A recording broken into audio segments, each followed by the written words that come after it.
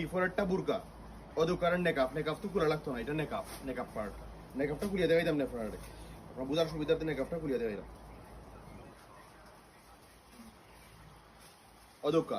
হইল গিয়া master colour অত্যন্ত সুন্দর বেটার 4টা কালার, সব কালারের লগে নেকাপ পাইবা।